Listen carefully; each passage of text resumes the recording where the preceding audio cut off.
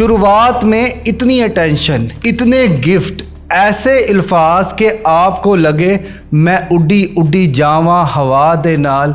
ये किचका बच्चा है, ये मेला बच्चा है, मेरे थोना ने थाना थाया।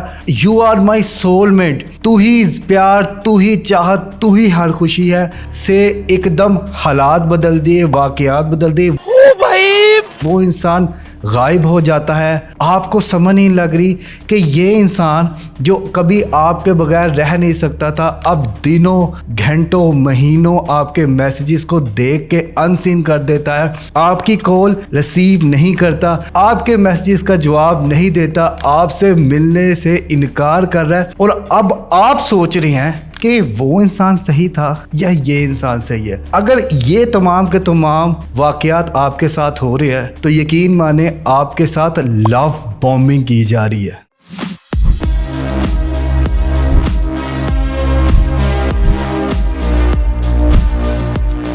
उसने तोड़ा वो ताल्लुक जो मेरी जात से था, उसको रंज ना जाने मेरी किस बात से था।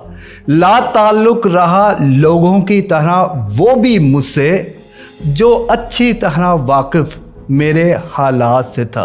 अस्सलाम वालेकुम ख़वातीनो हज़रात, मैं हूं Haroon Iqra, relationship and mental wellness coach, और आज का हमारा टॉपिक है लव बॉम्बिंग।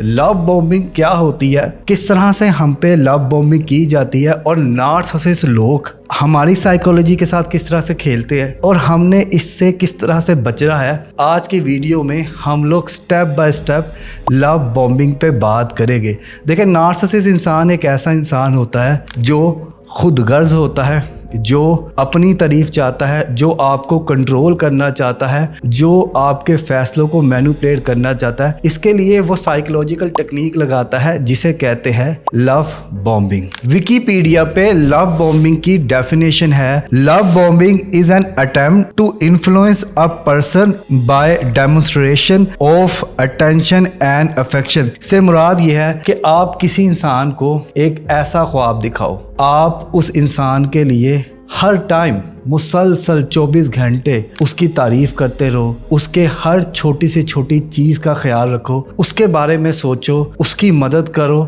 उसको अपने ऊपर मुसल्लत करवा दो। हर वक्त लंबे लंबे मैसेजेस, कॉल्स, मुलाकातें, नए से नए सरप्राइजेस देते रहो, और वो इंसान एक अलग सी दुनिया में आ जाता है। आप उनको तोता मैना की कहानियाँ सुना के, सबक बाग दिखा के अपने पीछे लगा दो, और फिर उसके बाद गायब हो जाओ। हफ्ता गायब हो जाओ, 2 हफ्ते गायब हो जाओ, साल गायब हो जाओ, और वो इंसान परेशान है कि यार वो गया कहाँ पे। क्योंकि ज़ाहिरी बात है, हम लोग इंसान हैं, हमारे माइंड काम करता है डोपामिन से। जब वो इंसान हमारे सामने होता है, हमें सरप्राइज़ देता है, हमारे लिए दस्तयाब रहता है, तो हमें डोपामिन मिलती रहती है, हम खुश होते रहते हैं कि यार उसने मैसेज किया। बहुत सी बातें इस तरह की हम मान रहे होते हैं जो कि हमें माननी नहीं चाहिए, लेकिन फिर भी हम उस इंसान के तरीके से चलते जाते हैं। एंड पे वो इंसान सब्ज बाग दिखा के हमें छोड़ देता है, कुछ अरसे के लिए छोड़ देता है, साइलेंट ट्रीटमेंट देता है, गायब हो जाता है, और आप परेशान है कि यार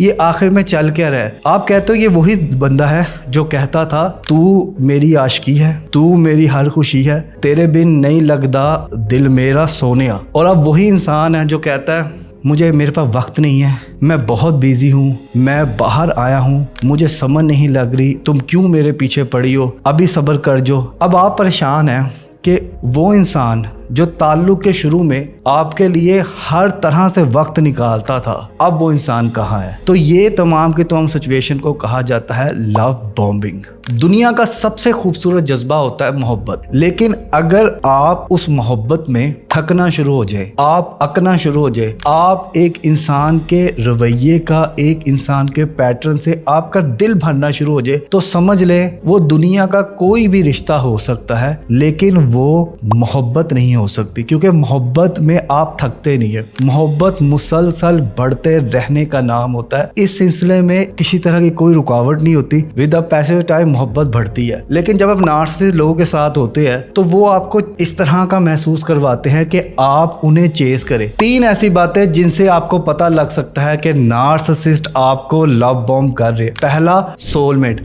हर नार्सिसिस्ट आपको बोलेगा कि हम दोनों एक दूसरे के लिए बने हैं। वो आपकी हर बात मान जाएगा शुरू में। वो आपको इस तरह से महसूस करवाने की कोशिश करेगा कि आप उसके बगैर कुछ भी नहीं है, ठीक है ना। वो चाहेगा कि आप उसे अपनी हर छोटी से छोटी बात बताए। वो चाहेगा कि दुनिया इधर से उधर हो जाए, आप हमेशा उसको गुड मॉर्निंग, गुड इवनिंग, मेरे छोना ने थाना थाया का मैसेज करे। और इसके लिए पहले वो मुसलसल आपको मैसेज करेगा, आपको अपनी आदत डलवाएगा, बार बार कहेगा कि हम सोलमेट है, सोलमेट है। आपका लॉजिकल माइंड ऑफ करने की कोशिश करेगा। सेकंड पॉइंट है इमोशनल इंटेंसिटी ओवरलोड। नार्सिसिस्ट लोग शुरू में कोशिश ये करते हैं कि वो अपना प्यार, अपनी इज्जत, अपना मकाम आपकी नजरों में ज्यादा कर दे। इसके लिए वो आपको बार बार कहेंगे मैं तेरे बगैर मर जाऊंगा। आपको बार बार कहेंगे कि तुम्हें मुझसे प्यार नहीं है। आपको बार बार कहेंगे कि आपको गिल्ट में डालेंगे, आपको रिग्रेट में डालेंगे कि देखो मैंने तुम्हारे लिए कितना इंतजार किया, मैं लुट गया, मैं बर्बाद हो गया, तुमने मेरे साथ कदर नहीं की, तुमने मेरे साथ ये नहीं किया। अब एक इंसान किस हद तक उस चीज को रोक सकता है? कोई इंसान बार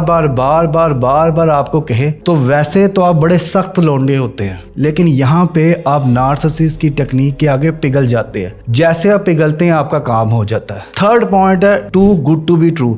नार्सिसिस्ट इंसान जब भी आपको लव बॉम्ब करता है तो वो आपको किसी और ही दुनिया में ले जाता है। आपको पता है परफेक्ट नहीं है, लेकिन वो कहता है कि तुम परफेक्ट नहीं, परफेक्ट से भी ज्यादा हो। आपको पता है कि आप में वो चीज नहीं है, लेकिन वो आपको आपके वालिदैन, आपके दोस्त अहबाब से दूर करता है, क्योंकि वो आपको उन चीजों के लिए प्रमोट करता है जो कि आपसे कभी हो ही नहीं सकती थी। वो चाहे कुछ दिल की दबी हुई अच्छी बुरी ख्वाहिशात हो, वो कहता नहीं करो, तुम तो कर सकती हो। और पहले वो सारे के सारे गलत काम आपसे करवाएगा, और जब वो काबू कर लेगा तो आपको उन्हीं की बातों पे, उन्हीं चीजों पे सारी जिंदगी ताने मारेगा। दोस्तों, यहाँ पे ये जानना बहुत जरूरी है कि लव बॉम्बिंग का साइकोलॉजिकली तौर पे आप लोगों पे क्या असर पड़ता है। वो विक्टिम जिनके साथ ये हो रहा होता है, उनकी जिंदगी में, उनके माइंड में, उनके जिस्म के साथ क्या हो रहा होता है। पहला पॉइंट, सेल्फ डाउट। नार्सिसिस्ट जब आप पे लव बॉम्बिंग करते हैं और जब वो आपको छोड़ते हैं तो नार्सिसिस्ट लोगों की वजह से लगता है आपको यार गलती मेरी है, यार वो तो मेरी बड़ी इज्जत करता है, यार वो तो मेरा बड़ा कहना मानता है, यार वो तो जब मिलता है मेरे साथ बड़ा अच्छा महसूस कराता है। लेकिन यहीं पे कहानी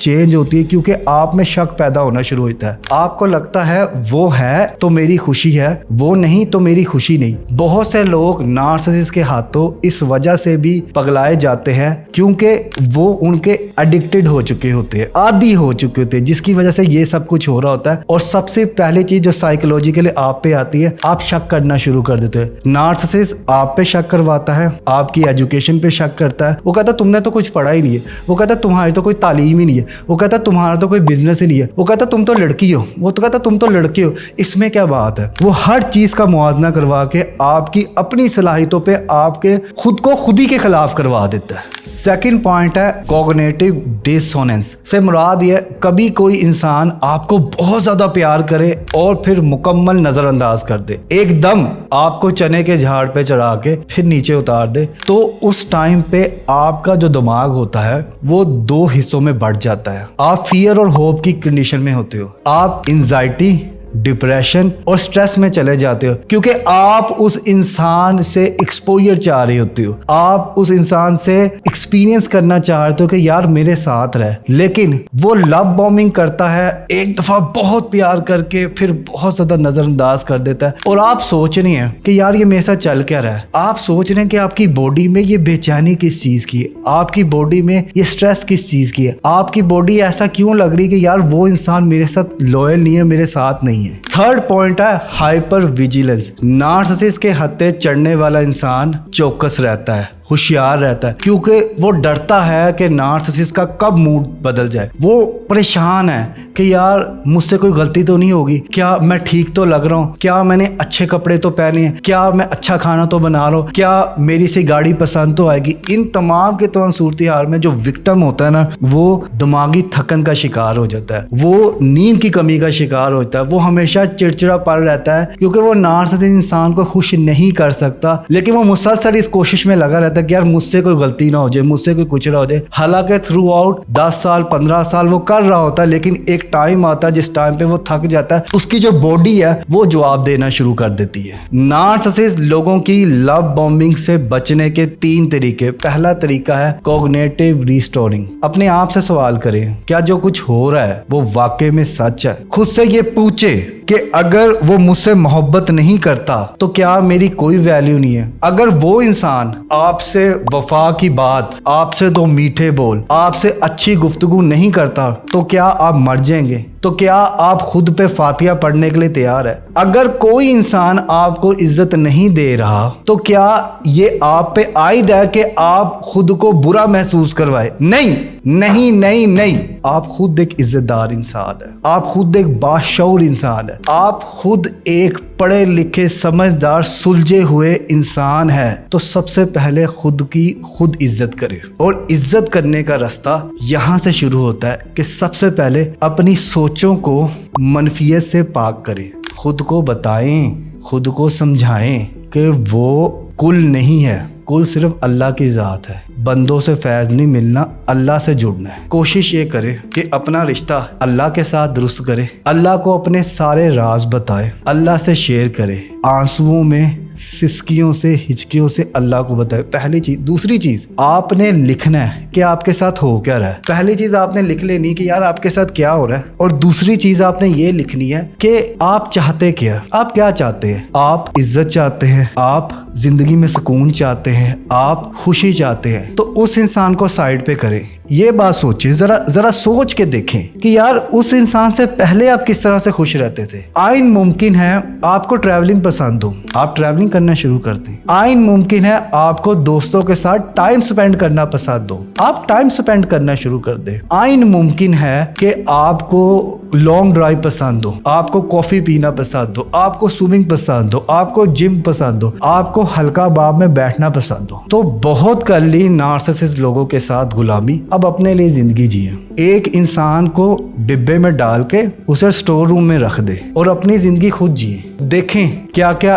किस तरह से आप खुद को खुश कर सकते। खा के, पी के, ट्रैवल करके, दुनिया देख के, नए दोस्त बना के, नई किताबें पढ़ के, नई मूवीज देख के, नए सॉन्ग सुन के। सेकंड पॉइंट है understanding the trauma bond. Narcissist love bombing करते हैं, वो आपको ट्रॉमा में ले जाते हैं। ट्रॉमा एक ऐसी कंडीशन होती है कि एक बंदा रोजाना आके आपकी फैंटी लगा रहा है, आपको रोजाना जलील कर रहा है, आपको मार रहा है, आपको पीट रहा है, आपके वालिदैन को गालियां निकाल रहा है, आपको गालियां निकाल रहा है, आपके दोस्तों को बुरा भला कह रहा है, और आपको लग रहा है कि वो इंसान जो कुछ कर रहा है सच कर रहा है। शायद मैं ही इस छतरोल के, इस जलालत के हकदार हूँ, मेरे वालिदैन इस जलालत के हकदार है, क्योंकि उन्होंने देख समझ के मेरी शादी नहीं की, किसी राक्षस के साथ, किसी बुरे इंसान के साथ, नार्सिसिस्ट इंसान के साथ, मुनाफिक इंसान के साथ शादी कर दिए, तो ये सारा का सारा आपका नसीब है। ऐसा नहीं है।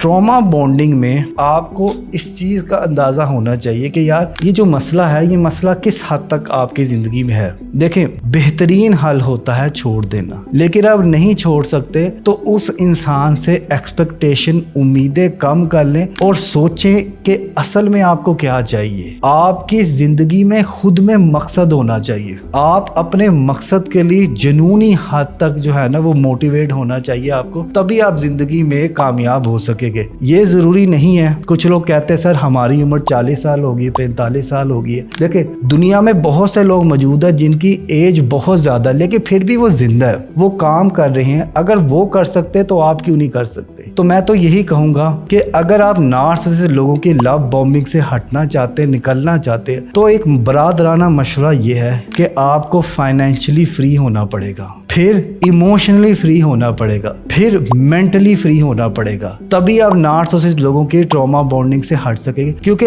अगर आपने अपने आप को डब्बे में बंद किया हुआ ना, आप कभी भी नार्सिसिस्ट लोगों की ट्रॉमा बॉन्डिंग से नहीं निकल सकते, क्योंकि वो फिर आपको उसी तरीके से ले जाएगा, फिर आपको उसी तरह से चीज़ों में आपको लेके जाएगा जिससे आपको पता नहीं चलेगा। आपको लगेगा ये सच है, ये जो दुनिया, ये जो चार दीवारी, ये जो दो बच्चे, ये जो मेरे जॉब है, ये सच है, लेकिन ये सच नहीं है। आपका दिमाग तभी खुलेगा जब आप चार लोगों से मिलोगे, चार किताबें पढ़ोगे, चार जगहों पे जाओगे, अल्टीमेट जाके तभी आपकी मेंटल ग्रोथ होगी। लास्ट पॉइंट है एंकर पीपल। तलाश करें ऐसे लोगों की जो आपको नार्सिसिस्ट लोगों के बारे में सच बताए। कुछ दोस्त, कुछ रिश्तेदार, जिंदगी में मेंटोर इस तरह के जरूर होने चाहिए जो आपको बताए आपकी गलती नहीं है, आपका कसूर नहीं है, जो मुसलसल आपको बताए कि यार अगर तू उसको नहीं ठीक कर सकता तो अपने आप को तो ठीक कर सकता है। कुत्तियां नू भौंकन दे ते अपनी जिंदगी आप पे सवारो। कुछ लोग, कुछ दोस्त, कुछ रिश्तेदार इस तरह के जरूर होने चाहिए जो आपको बताए, आप जिससे ना इमोशनली वॉमिट कर सके। ये वो लोग होने चाहिए जिनका आपकी फैमिली के साथ ना डायरेक्ट ताल्लुक ना हो। इस तरह ना हो कि वो आपके शोहर को शिकायत लगा दे, आपकी सास को शिकायत लगा दे, ये चीज़ नहीं होनी चाहिए। ये वो लोग होने चाहिए जो आपकी फैमिली के बाहर और जिनसे आप अपने खुल के राज बता सके और आपको पता है यार बात खत्म होगी, वो भी आपको बताए, आप भी आपको बताए। क्योंकि इंसान एक सोशल एनिमल है, हमें एक दूसरे को समझना पड़ता है, एक दूसरे को जानना पड़ता है। देखिए दोस्तों, अगर ये वीडियो आप तक पहुंच गई है ना, तो यकीन माने ये अल्लाह का कोई करम है। क्योंकि अल्लाह जब किसी की मदद करता है तो अल्लाह लोगों को लोगों से मिलवा देता है। मैं आपके साथ हूँ, अल्लाह आपके साथ है। अगर आपका कोई मसला है, आप नार्सिसिस्ट लोगों के हाथों तंग है, परेशान है, जहनी अजियत का शिकार है, तो 1-on-1 पेड ऑनलाइन काउंसलिंग लेने के लिए नीचे दिए गए नंबर पर राब्ता करें या प्रोफाइल में दिए गए नंबर पर राब्ता करें। देखें, मैं हजारों केसेस देख चुका हूँ और मैं हजारों लोगों की जिंदगी को दुरुस्त कर चुका हूँ, उनकी जिंदगी में खुशी और सुकून लेकर आ चुका हूँ। सेपरेशन हल नहीं है, मेंटल स्टेबिलिटी, मेंटल मेच्योरिटी हल है, और मैं उसी चीज पे काम करता हूँ। मैं आपका मसला सुनूंगा, समझूंगा और आपके मसले पे आपको हल भी दूंगा। लाइक कीजिए हमारे चैनल को और साथ ही साथ दबाइए बेल के आइकन को, ताकि आपको मिल सके हमारे चैनल की हर न्यू अपडेट।